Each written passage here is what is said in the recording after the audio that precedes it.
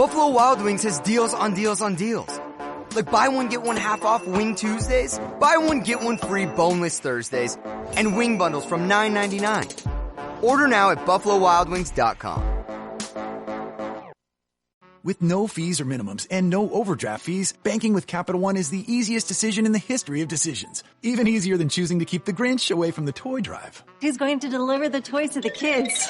What about me, the Grinch? No. Yep, even easier than that. You steal the presents one time. With no fees or minimums and no overdraft fees, is it even a decision? That's banking reimagined. What's in your wallet? Terms apply. Capital One N.A. member FDIC. Copyright Dr. Seuss Enterprises. Copyright Turner Entertainment Company. Welcome to Pretty Lies and Alibis. Let's seek the truth and travel the long road to justice together. What you know, Alibiers, it's Thursday. We're almost to the weekend. Hope you've had a great day. I'm a little bit late today. I spent some of the evening hanging out with my girls on a beautiful nature trail. It was just good for the soul, connecting with nature and getting out of this room for a minute. So if you didn't see my YouTube short, you should go subscribe. By the way, I do shorts a lot now because I found when you want to say something in a minute and a half, it's really handy. So go subscribe and be sure to like the videos. It helps promote the channel for people who like true crime. So I appreciate it. This morning, the Wagner trial was delayed.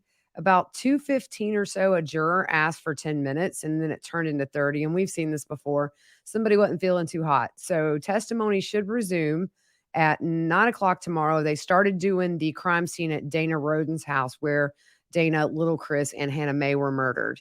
And so hopefully the juror's okay. Things happen. Got 12 people sitting there. Sometimes things go wrong. So I will not do an episode tomorrow, though. We are having the service for my uncle tomorrow afternoon. So I'm going to make that a family day. And I should pick back up on Saturday with that last episode to get ready for the next week. But I have to tell you guys a funny story because my Uncle Robbie was hilarious. I mean, like if he was in the room, you were laughing the whole time. And so they're literally waiting on hospice to come pick him up. And he had kind of been out of it all day, not really responding. So my cousin Charlie lays down and, kind of bends down and says, Dad, it's okay. You can go. We'll be okay. All of a sudden, my Uncle Robbie sits up and he said, well, I'm trying. And he lays back down. And then my dad comes, kisses him on the head, and he passes. So he was hilarious. He wrote his service at Christmas with his boys. So if I know him, it will not be a sad thing at all, although we are still very sad. Okay, so check this out. I have this new little thing, right? So this helps me transition scenes here. And if it messes up, I'm so sorry, but I'm super excited to have it. Also, behind me, I'm adding to my wall, but I realize now I've got to get it's always opposite, bigger pictures. So back, I have Gannon and Victoria Rose. I have Orrin and Orson West, and then I've added Gabby Petito, but I'm going to get a big poster with all them combined on there. It's my honor wall, not my victim wall. Somebody on YouTube had a good point. It is an honor wall, not a victim wall. Okay. So before we get started, I want to show you guys, I'm not sure if you know it yet, but my shop is up and running, and new merchandise. You guys have asked for some really specific things. So I have designed some stuff, and the link to the store is in my link tree. I'll put that in the episode description. So here we have, let's seek the truth and travel the long road to justice together. I think I have a close up of that one. Then there's Seeking Truth and Traveling the Long Road to Justice with Pretty Lies and Alibis. Have a Sherlock shirt. Your hippie girl here had to get some tie-dye in there. Got hoodies. I've really tried to keep the cost down because I know when I want merch, I don't want to have to pay $50 for a hoodie. So I really have tried to find places that are reasonable. And so go check it out. I'll put the link in the description. There's just a little bit for everybody. So I'm really excited to have that up and running, and I will be adding to it. I've got some more ideas brewing in there. Okay. Thanks to Melinda for the donation yesterday. I really appreciate that. And our song fact of the day, Englishman in New York by Sting and the Police. I think it was the Police. Yeah, it wasn't just Sting. It was Sting and the Police. So in his 2007 book called Lyrics, he was so homesick the first time he moved to New York. He just went from one English pub to the next to try to meet other Englishmen and kind of feel like he was home. And so I thought that was really sweet. And I think the lyrics of that song are great. And one of my favorite lines is, it takes a man to suffer ignorance and smile. Be yourself no matter what they say. Bam. Love that. I want to get that on my wall in here. Okay. So I decided instead of doing 20 minutes or less of the Wagner case, we would go ahead and do the last episode in Sins of Our Mother. Episode 3 called A Mother Knows. And it starts out with Justin Lum, who saying at this point in the investigation, there's a ton of stuff going on, and he gets this message. And ironically, he gets no, this number is not wrong, 666 pictures of Lori and Chad's wedding. So there's some we haven't seen. I don't know that he can release them, probably due to copyright. These were on Netflix. I'm giving Netflix all the credit for these right now. And so he had some different pictures, or there were some different pictures on this that I hadn't seen. But anyway, so he starts off talking about that. And then we move to Colby. And he said it was really deflating for him to see Lori and Chad in Kauai. And also all the places, there's no trace of the kids. He says, Tylee 16, JJ 7, why aren't they with you? And he started having a lot of dreams about Tylee, Charles, JJ, his mom, even Chad. And he would wake up and just have a really, really bad feeling in the pit of his stomach. And he said, but he knew that they had to be safe because Lori spent her life protecting her kids. And he said he had been battling kind of between, are they alive? Are they not alive? And how could it be possible if they were? So then we jump to Rexburg to the bond hearing for March 6th of 2020. So she's been extradited back from Hawaii to Rexburg. This is for the desertion charges. At this point, Chad's a free man. Can we just talk about real quick Rob Wood with no beard? Look, I like Rob Wood. I'm just picking at him. But it took me a second when I saw this because I haven't seen Rob Wood with no facial hair in quite a while. And so anyways, I just had to throw Rob Wood up on that screen. So Colby said it seemed like a movie seeing her in court and not like a real life thing. And I bet that would be very weird. He said she walked in looking like a character. And he said her makeup was very weird. It was kind of like it was colored on. And that's really a good way to put it. It was, she was new to jail. So I'm sure somebody that's more seasoned said, I got your makeup, girl, and didn't do her any favors. So anyways, he said that she looked like a villain and she walked in, with this jumpsuit on.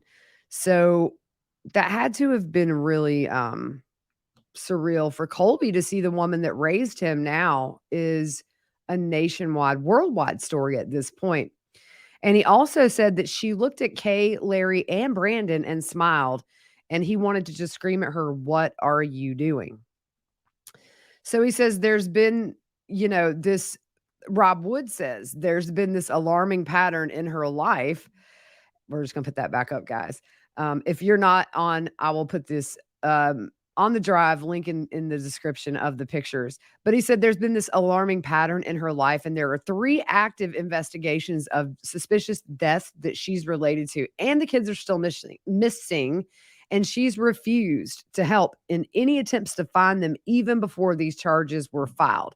If you remember, in Hawaii, they set her bond at $5 million. It was lowered with Judge Edens to $1 million, and that just kind of fit the charges, but they considered her a flight risk. Colby said he tried to get her attention because he wanted her to know he was there. And he said what stood out for him was her looking at Chad and that connection that she had. And Colby's thinking, like, you don't know this guy. You haven't known him long enough to be in a bad situation and to look to him for comfort. So as she's walking out, we have all seen it. She kind of has her chin up and grins and just walks by. And I always say that's when Kay gives her the laser eyes, because if looks could kill, Lori would have fallen like right where she was. They show Colby locking eyes with Chad. This is something me and Fruit Loop noticed at that hearing. he gives Chad a look, and Chad looks right back at him, looking a little scared. And Colby said internally he wanted to punch him. So they show footage of Chad leaving that hearing. If you remember, they took him out like a side door, like a private exit. They should have walked him out the front steps with the press and everybody. And people are surrounding the car. I saw Justin Lum with his cell phone saying, where are the kids, Chad? And that night he calls Lori in jail, and Colby calls his mom in jail that night and says he just needs to talk to her. So that jail call comes in. And Colby says, I love you. And that's why this is the hardest conversation I could ever have with anybody in my whole life. You're not the same mom that I know. You're not the one who raised me. And Lori says, really? Really? So Colby said, I hope that you turn your heart to the true Christ so you can come back from whatever this is. I've always trusted you my whole life. I would have never thought you would have ever done something like this. And Lori says, what is it that you think I've done? So they cut back to Colby, and they had this conversation. And Lori said, Colby said Lori started bringing up Abraham and Isaac. And so the story with that is Abraham is told by God to sacrifice his son. And so he was keeping the faith, and he was just trusting God that he had a plan. So when it went like to the point to where he had to kill his son, God told him to stop as he had the knife raised. And it was a test of his faith. And Colby says, why would you even say that? I'm asking every day about JJ and Tylee. And I'd never heard that. Okay, so the Abraham and Isaac story is kind of foreign to me. I didn't really know it until this. But you wonder, like, why was she bringing that in? I mean, it's part of this whole, wackadoodle religious stuff. Not like Abraham and Isaac, but like what they believed. Somehow she integrated it into murdering her kids, I guess. He said she would tell him every day that the kids were fine. So that gave him a little bit of hope that maybe they were okay. And then Janice comes in, and she thought there was a chance they could be in different places, or she had somebody take care of them for a while. And she said the first time Lori called her from jail, she said the kids were fine. And she said, what kind of mom I am. I wouldn't hurt them, and they're in a very safe place. So Janice said, I didn't think they were missing. I thought Lori knew where they are. And so I felt like it's important to tell the truth about our family. So then they cut to that interview we just talked about on the mega series not too long ago, in May of 2020 with Morgan Lowe. And Summer said, there's no way she did anything to them. There's just no way. And Janice says, we really think she did nothing wrong. And Colby said he's not sure why they wanted to do interviews. He thought it was dumb to say anything at that point. Why are you supporting her? And there's something wrong. And he thought it was a bad move to defend her, given the situation at that point that she had been arrested and the kids were still missing. So it goes back to Janice on that interview, and she says, I have faith she's doing the best she knows how for her children. April Raymond said it was really hard for her to watch that because she felt like it was a lot of denial and just not grasping that reality that the kids are missing. And she couldn't tell if it was denial or more damage control. And I think at the time we all just thought it blew our minds that people that do, are interested in true crime or true crime podcasters, you kind of unfortunately know how the story goes when you don't hear from teenagers for a very long time. The chances of them being okay are slim to none. But I know Fruit Loop and I both went back and forth. There were times where I told her these kids are not alive, and she'd say, I really think they're just in some kind of a cult thing and they're hidden. And but unfortunately, you guys know we started this podcast the day they found the bodies. So back to it, Morgan Lowe asked, do you think she's in a cult? And Janice and Summer both say no. And so Morgan asks, do you think Chad brainwashed her? And Janice laughs out loud and says, no, he couldn't do it. It's not possible. And Janice says something that's very profound. She says, but they were right. We were wrong. This is in the present tense. And I think it's important to acknowledge that she did admit that they were wrong. She definitely has done a lot of wrong things. I think the biggest thing for me is how everybody treated Charles after January of 2019. man, I mean, just that poor man had nobody but Adam. And I just really feel like it's to talk about him now. It's just you didn't help him when he needed you. So that's my issue when it comes to anybody talking about Charles. Even if Lori said he's cheated, um, she has a history. And adults get the other side. That's my whole point. Everybody in that situation, other than Tylee, who was with her mom, was an adult and could have said, "Hey, Charles, look, let me hear you out." Nobody gave him that chance. They blocked him. So Justin comes on and says that they get into Lori's iCloud and they find the photo of JJ, Tylee, and Alex at Yellowstone, which was taken September 8th, 2019. Then they cut to a news story where the FBI was asking anybody who was in the park that day to please look through your photos and videos. And if you see anything helpful, to send it in, because they were thinking maybe something had happened. You know, the theory for a long time was something happened in Yellowstone. Fruit Loop and I watched 4 hours right in front of Old Faithful, and we saw the green jacket. And I don't know if I think she turned that tip in, I believe. And then we find, that a lot of people saw that green jacket. So they show Alex's truck and say they were traveling in that. Justin said when Alex died, obviously a big piece of evidence died, but they had a cell phone. And then he explains, how they used those cell phone pings to trace his steps to Chad's the day after both the kids were last seen. And then they show that text to Tammy about the raccoon. And then they jump over to June 9th, 2020, the helicopter footage with our buddy Nate Eaton on there going over the home. And he's just calling things as he sees it. There's police. He shows the blue tarps. Then they play that tape of Chad calling Lori when the search is going on. Lori says, "Hi, babe." And Chad says, "Hello, Lori." Except he sounded more nervous. She said, "Are you okay?" He said, "No, they're searching the property." Lori said, "The house right now?" Chad said, "Yeah, so Mark Means will be talking to you. They're out on the property." Lori says, "Okay, what, are they in the house?" And Chad said, "No, they're out on the property." See, right there, 5 times. "Well, are they in the house?" They're on the property. Let you know, without them saying it, they knew what was up that day. So Lori says, "Are they seizing stuff again?" And Chad said, "They're searching. There's a search warrant." And Lori says, "Okay." So Chad says, "So yeah, saw you tried to pull up a call. I'm glad you called." Lori said, "Yeah." Chad said, "So we'll see what transpires." Lori says, "Okay, what do you want me to do? Pray?" And Chad said, "What?" Lori said, "What do you want me to?" And Chad said, "No, I'm sorry." Lori says, "Okay, what can I do for you?" And Chad said, "I'm feeling pretty calm. I would call Mark though. Can you just talk with him?" And Lori says, "Have you talked with him?" And Chad said, "I've tried to call him since." Lori interrupts, so he knows what they're doing. And Chad says, "Yeah, looks like I've got a call from somebody I need to talk to, honey. I love you so much."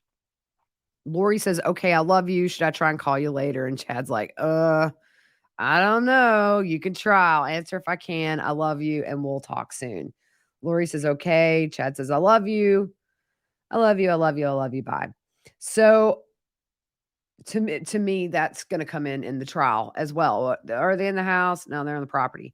Also, we know as soon as they found where JJ was, what does Chad do?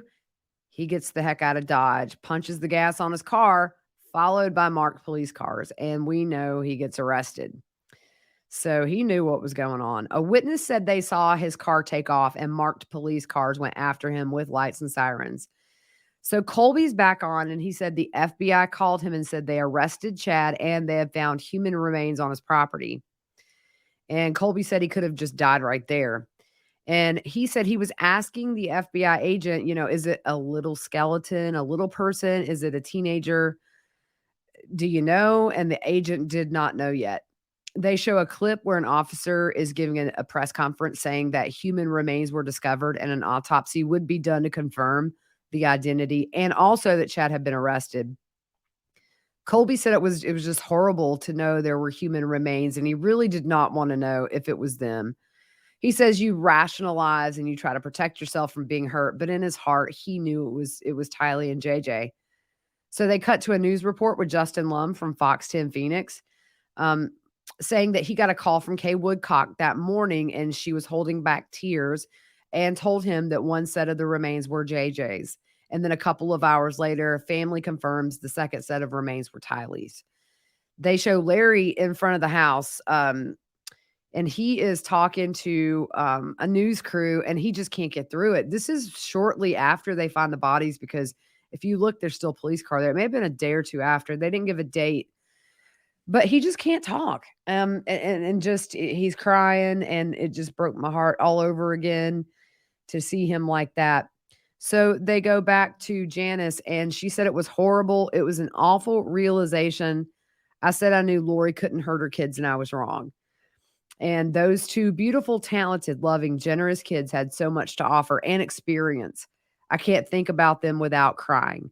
And then they have Tylee's beautiful best friend on. She's crying, saying she was just angry that this was real. And then they show an older video of Colby holding JJ, and he would say hi, Colby. And JJ would say hi, Colby. Or hi, Colby. And he would say hi, JJ. Hi, JJ. And Colby said he just misses JJ and Tylee, and it's hard to talk about him. So we get to a jail call between Lori and Colby. And Lori says, "How are you, Bubba?" Colby says, "I'm not good, Mom." Lori says, "I'm sorry." And Colby says, "You're sorry?" Lori says, "Yes, of course I am." And Colby says, "Are you sorry for me or my siblings? My brother, who is 7 years old, is dead, and my sister, who is 16, is dead. And what I've seen is you moved away." Lori interrupts him at this point and says, "And you've seen it? You were there? You saw everything that happened, huh? That's interesting." I mean, it was really kind of rude. Colby said, "This did not just happen. They were murdered. And the reason I'm calling you is because I can't even fathom what happened. I miss my family, Mom." Lori says, "I know, baby. Me too. So do I." Colby says, "What do you mean you miss them? How can you miss them, Mom?" And Lori says, "How can I not?" And then she says it again and raises her voice a little louder. "How can I not? They're my babies." And she emphasizes my. So they jumped to the preliminary hearing for Chad, which was on August 3rd of 2020. Hermosillo is up, and he goes through the welfare check. They did that in a previous episode. Asked Chad if he knew Lori, and he said he only had met her a couple of times through Alex. And when's the last time you saw JJ? Was in apartment 107 in October. He asked Lori for Chad's number, and Chad said he didn't have it. So he asked again, and then Chad gave the detective the phone number. And when asked why he didn't give it the first time, he said he felt Hermosillo was accusing him of something. He also forgot to mention that he had a bad case of diabetes there for a minute, lying about not knowing her. So Detective Hope had contact with Lori, and they play the audio from that welfare check. You know, where would JJ be? Oh, he's in Arizona with my friend Melanie. So they cut to Melanie Gibb at the preliminary hearing. And she said Chad called from his cell and said, "Hi, hello, Melanie. This is Chad. The Rexburg police are going to call. Don't pick up," and let her know police were at Lori. He let her know that police were at Lori's inquiring where JJ was, and she was going to tell the police that JJ was with her. And Kay said, I'm sorry, Melanie Gibbs said, JJ's not at Kay's house? And Chad said no. She asked Chad if he was nervous, and he said yes. So Lori called within an hour or two later. Remember, she had said that Lori was bubbly, like nothing was going on, and said that she would take care of everything, and told her to take a bunch of pictures of kids running around and all this stuff. So they jump to the conversation where Melanie Gibb records them when they're in Hawaii. So then we get, "Hello, sweet Melanie." And Melanie Gibb says, "I was just wondering where you guys are." And Chad said, "We're just hanging out." It's so funny, isn't it? Makes me sick. Gibb says, "Oh, okay. I just wanted to ask you a question, if you don't mind, Lori." Lori says, "Yeah, of course, honey." Gibb says, "Well, I was wondering why you told the police he was with me." Lori said, "I just needed to use And then she kind of stumbles. Somebody so I wouldn't have to tell them where he really was. And Gibbs says, you can understand my concern, correct? I'm sharing what I feel for you because I know your salvation is in trouble for what you've done. I mean, Tammy dies and then your husband died and then JJ's missing. It doesn't sound like God's plan to me. Lori says, well, I'm sorry you feel that way. I love you so much. That love bombing. Maybe if she tells her she loves her so much, Gibb will be like, oh, okay. Gibb says, I appreciate those words, but if you really loved me, you wouldn't have told the police I had JJ with me. That's not what a friend does. I mean, you had to think of my welfare if you loved me. Lori says, this doesn't sound like you. It sounds like you're being influenced by somebody who's dark. I'm sorry you're friends with all those who are against me. Joseph Smith's friends turned against him, and Gibbs said, I'm not friends with the people that are against you. Lori said, well, you're friends with Dave, and he's apparently, we feel Dave's influence on you. I can feel that for sure. Chad said, he seems to be the one that's putting doubts in your mind. He's the most monotone speaker. He kind of reminds me of Professor Snape and how he talks. Just not with the charisma, but just very kind of monotone. And Gibbs said, no. David's a very righteous man, and he has a very strong foundation. That I know. So then they switched to David Warwick going on the stand in September 22nd of 2019. And we have Rob Wood questioning him. What did you do that night? Warwick said he was doing a podcast with Gibb and Lori. And Wood said, was JJ there? And David said, no. Wood said, did you talk to Lori about JJ? And David said, I did. And she said he was being a zombie, climbed up on top of the fridge, on top of the cabinets, smashed her picture of Christ down and climbed on the upper cabinets in between the top of the cabinets and the ceiling. So then Tylee's Aunt Annie comes in and said that JJ has autism and he says things on repeat. And she got emotional saying this. And she said, I thought if JJ heard something and got caught in a cycle of saying something, that could have made him a liability. So then we go back to David. He's still on the stand. And he said, I asked to see JJ. And she said he was out of control, so she had Alex to come get him. He did see him later that night when Alex brought him home to put him to bed. And Justin's back on, Justin Lum, and says David saw JJ with his head on Alex's shoulder and saw that as a tender moment. And it was peaceful. And that was when he last saw JJ. They bring Annie back in, and she said she believes when Alex brought JJ in at that point, he was already deceased. So back to the preliminary, the intelligence analysis for Tammy's cell phone comes on, and they pull up that copy of the text message between Tammy and Chad on the morning that Tylee was buried on the property, 11:53 a.m. This is 14 minutes, by the way, after Alex leaves. He's probably, I think, at Del Taco at this point. Well, I've had an interesting morning. I felt I should burn all the limb debris by the fire pit before it got too soaked by the coming storms. While I did so, I spotted a big raccoon along the fence. I hurried and got my gun, and he was still walking along. I got close enough that one shot did the trick. He's now in our pet cemetery. Fun times. Well, Tammy, they didn't put the whole text in there, but we're going to go through it. And so at 11:56, Chad texts Tammy, got a shower now and then go right for a while at BYU. Love you. 2:47, almost 3 hours later, Tammy responds to Chad, good for you. And at 2:48, a minute later, Chad responds, I'm back home now. So the date of that text about the pet cemetery caught the attention of this FBI analysis.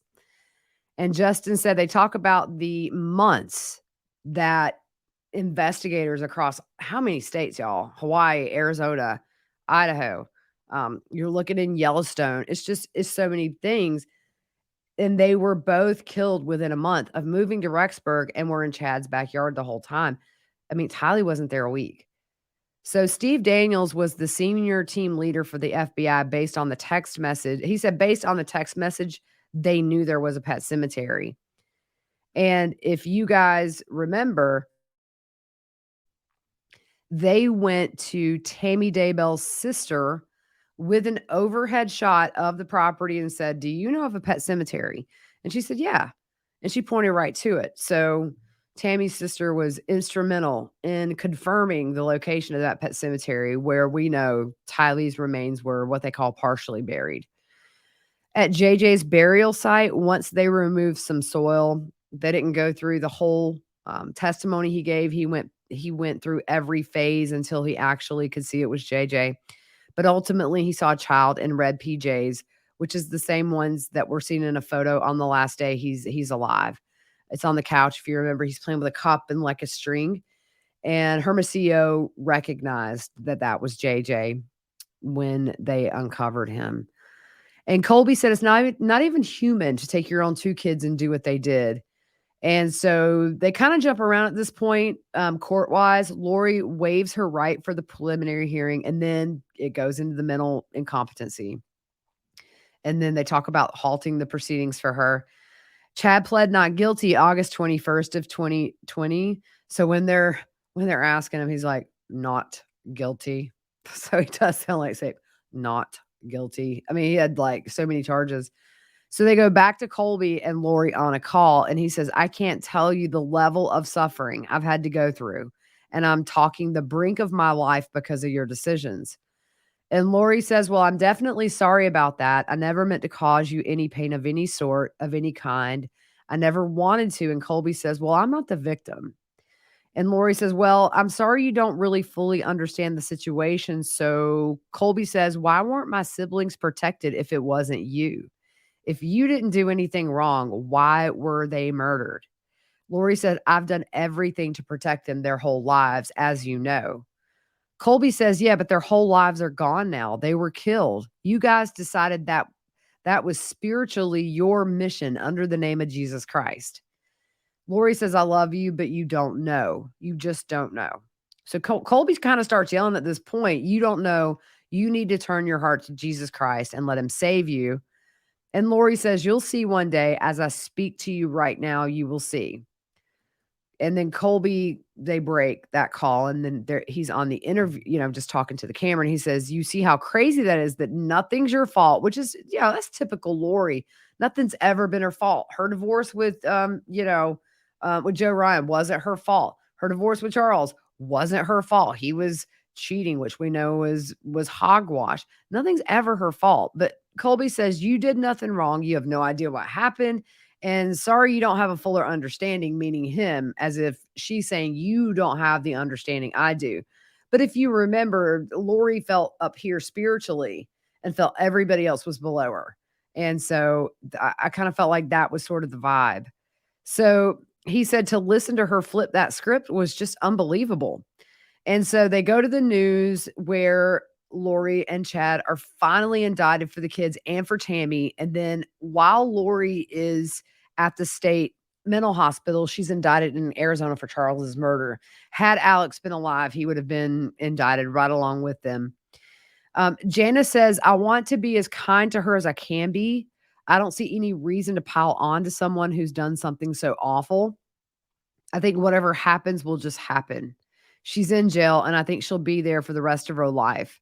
There will be justice done. And we had a wonderful family before this happened. I don't know if it's strong enough to stand this or not. We just have to see. So at the end of this episode 3, and I want to make one thing clear, like it's not lost on me that Janice and Summer and the Cox family as a whole were not perfect during any of this. At the same time, I also know you trust your family. But I do think the emotion that I saw in Janice in this documentary was real and raw. And I think that in her mind and in her heart, she did believe the kids were okay, because you would never expect. But at the same time, there's a history there. But I did, and I've seen a lot of people who agree with that. Like, at least she admitted, I was wrong. We were totally wrong. She did it. So the last part of this documentary, Colby and Kelsee are in Kauai with Riley, their oldest now. And they're there to do a memorial, like a traditional Hawaiian memorial for Charles, Tylee, and JJ. And he said Kauai was a happy place and they loved being there. The kids loved being there. So Colby says to Charles, I just want to thank you for being my dad. I know you never deserved what happened to you, but I wouldn't have the life that I have without you. And Colby says, I just can't say for JJ, I just can't say how much I love you. You're the greatest little brother I could ever ask for, and I love you so much. And to Tylee, he said, you made me a big brother, and I'll never forget how much I immediately fell in love with you and wanted to protect you from everything in life. I love all of you, and I'm grateful for all of you. And Kelsee comes on and says, to her, it still doesn't seem real. It's been really hard on all of them, obviously. Through all of this, and her and Colby have tried to make Riley's life as normal as possible. She said they're definitely going to let her know what happened, and they don't know how yet, but she does know JJ and Tylee's faces. They made Kelsee had Colby a photo blanket with all their pictures on it, and it's in Riley's playroom, and she'll go in there and say Ty and JJ, which I think is really sweet, to keep their memories alive in her, even though the baby was born before the kids were murdered, but she was so tiny. So they really just didn't get to know her very, very well. Colby said, we have to live with what happened. Do I focus on their death or their life? I feel like I'm making it through because of Kelsee and Riley. That might not have aged well. If I didn't have my wife, I probably would just die from sadness. I have a purpose beside myself. My biggest fear is my mom's story becomes our family story. She's not going to define anything else. I know that in my heart. The end, it says the cause of death for Tylee, JJ, and Tammy have not been released publicly. She was found competent April 11th of this year, 2022. They face trial in 2023 in Ada County, and both are up for death.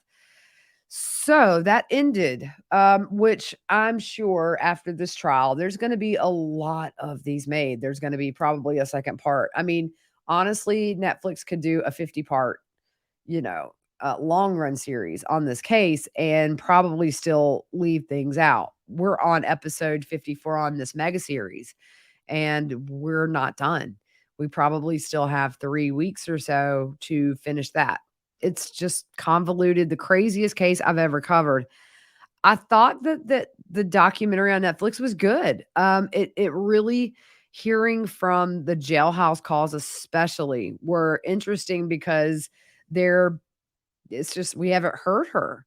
We haven't heard her other than previous recordings from podcasts or things like that. So we actually heard her as she's incarcerated for these murders. And just denial, just doesn't, I don't know.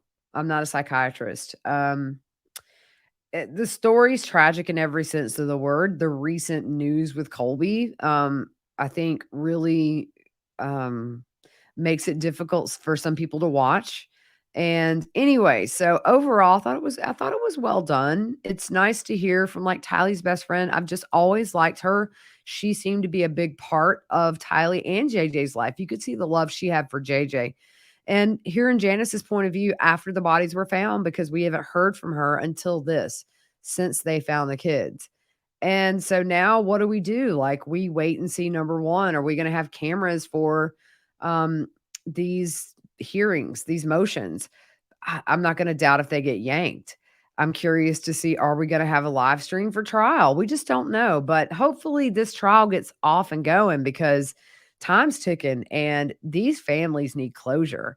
They need justice, and they need to be able to bury these children and give them the peace, put them finally at rest for good, and then build on their memory and do things in their honor and keep their memory alive with the younger kids. And but most of all, right now, this needs to get started and get finished. So anyways, I wanted to do this for everybody who doesn't have Netflix, and a lot of people don't.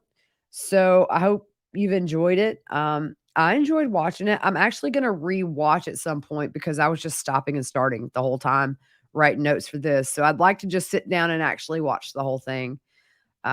But anyways, all right, guys. Well, that's kind of it for tonight. And we will see you likely on Saturday with tomorrow's testimony in the Wagner case. And yeah, so check me out, social media, like and subscribe.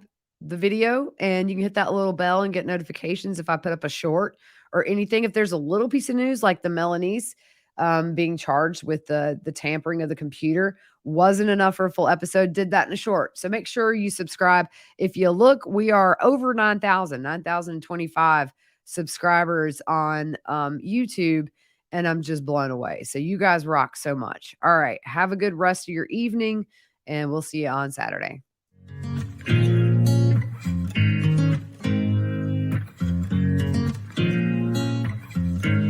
Judy was boring. Hello. Then Judy discovered ChumbaCasino.com. It's my little escape. Now Judy's the life of the party. Oh, baby, mama's bringing home the bacon. Whoa, take it easy, Judy. The Chumba life is for everybody. So go to ChumbaCasino.com and play over 100 casino-style games. Join today and play for free for your chance to redeem some serious prizes. ChumbaCasino.com. No purchase necessary. Void where prohibited by law. 18 plus terms and conditions apply. See website for details. So, you've got an idea for a business. The store of your dreams. There's just one thing to figure out. Everything. That's why Shopify's all-in-one commerce platform makes it easy to sell online, in person, and everywhere else. Sell on social media. Source products with an app to get that first sale feeling. It's the only solution that gives you everything you need to sell everywhere you want. So when you're ready to bring your idea to life, power it up with Shopify. Sign up for a $1 per month trial period at shopify.com/profits23.